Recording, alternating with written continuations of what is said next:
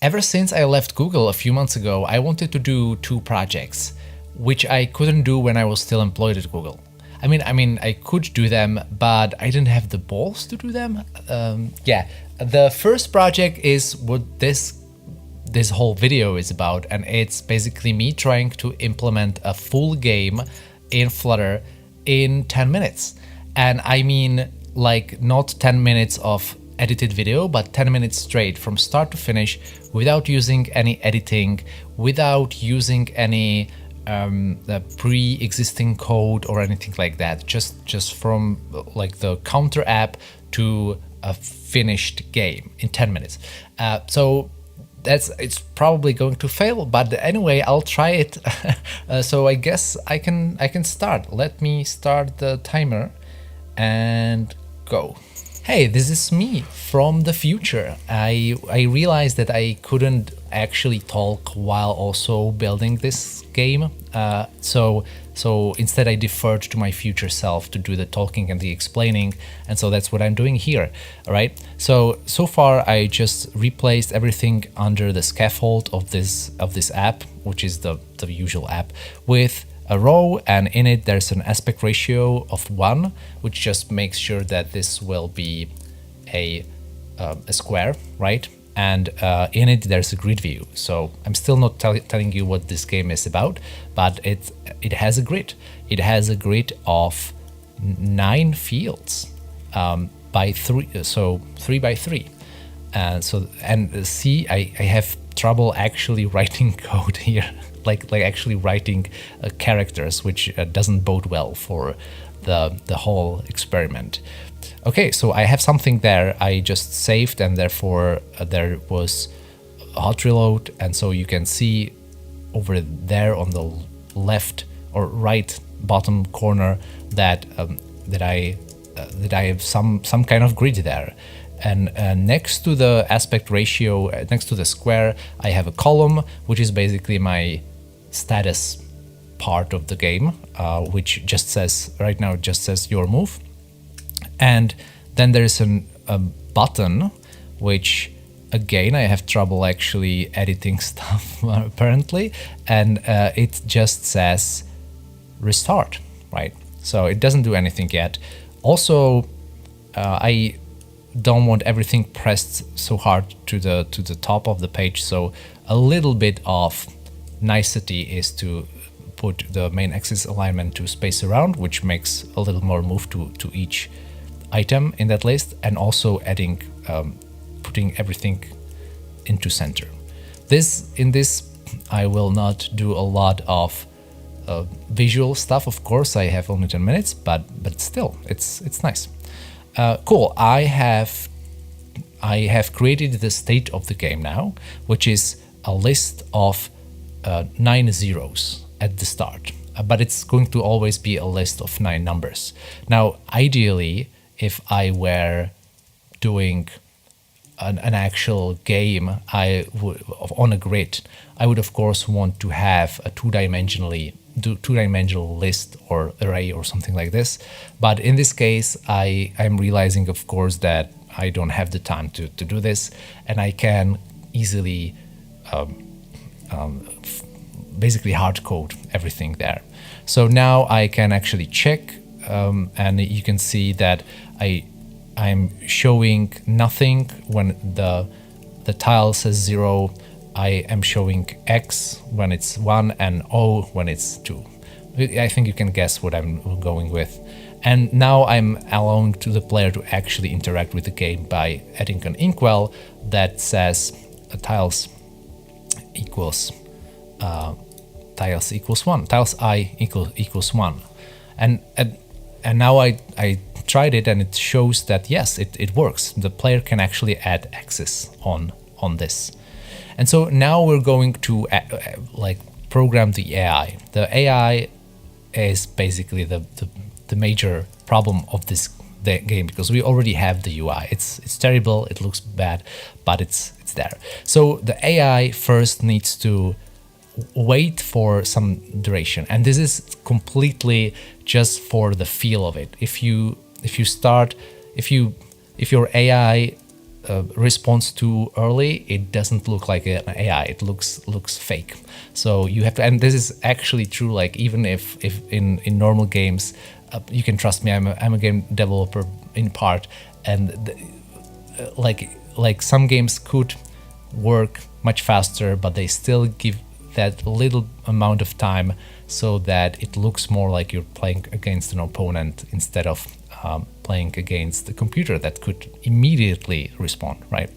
Cool. So the AI needs to go through the playing field. Now I think you already know what's going on. It's tic-tac-toe. It's tic-tac-toe with where you can play with the AI, and tic-tac-toe has a grid of 3x3 tiles, and you can see that I'm just basically hard coding that this tile is 0, 1, 2, up to 8, and now the AI just goes through each of the tiles, and it constructs a future, like a possibility in the future of like what the tiles could look like.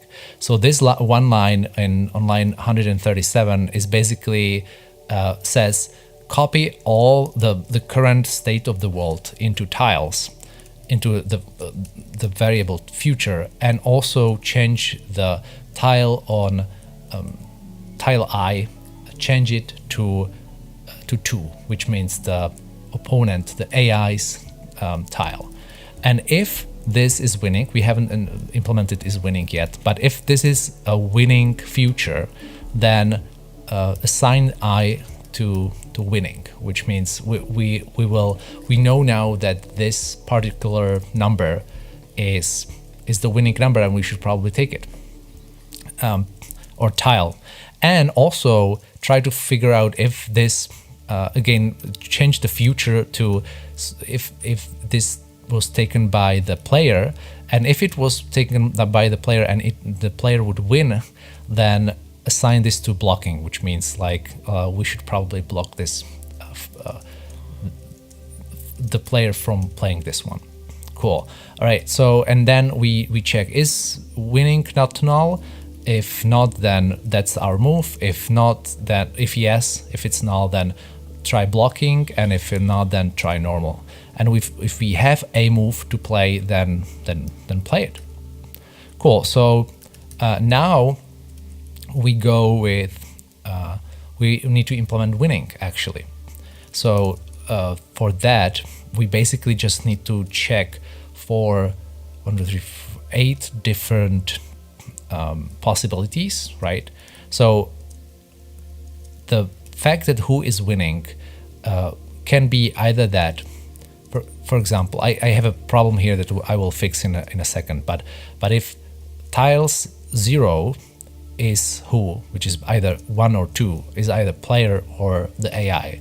If it's if that is 0, and I mean if that is who, basically if they all belong, if all these tiles belong to the player that we're asking about, then this is a winning state and we should return true, right?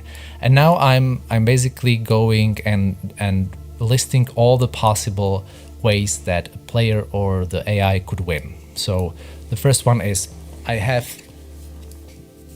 have the whole row on the next one and the next one, and then there is this diagonal and then diagonal and then the rows, right?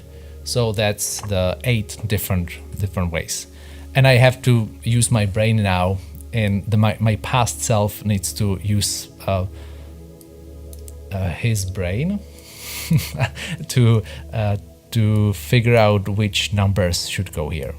And you can see that I'm not that bad at it actually, because I have everything in front of me, right? So I can kind of see like, oh, 1, 2, 0, 1, 2 is the front row, and then from there it's like the first 3 rows are kind of a cheat sheet for me. Cool. So now I have the is winning method. I think I already done, but I'm going up to change the status so that if I am winning, if the player is winning, then it shouldn't say your move, but it should say you won. If the AI is winning, that it should say you lose or you lost or something like that. I don't remember exactly. And if not, then we say your move. Cool. So that works. And now I'm trying to, my past self is trying to restart. And then now I'm realizing, oh, I haven't implemented that yet. So now I'm implementing the restart button, which basically all it does is it changes the tiles back to 0. Everything needs to be 0. And of course, this is in set state. So 9 zeros. Cool. Save. And now restart should work.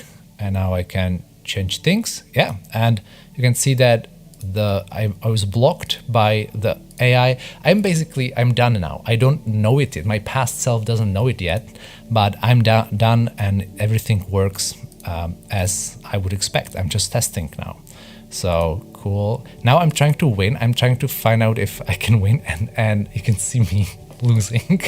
I can't win in tic-tac-toe. I mean I can, of course, but like I was so worried that I'm missing something that I just kept losing. But I think now I will understand, that yes, okay, this is how you win in tic-tac-toe. Cool. And that's it.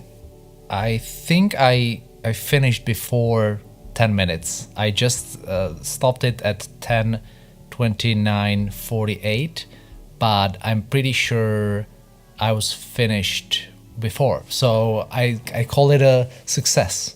Cool. So wow.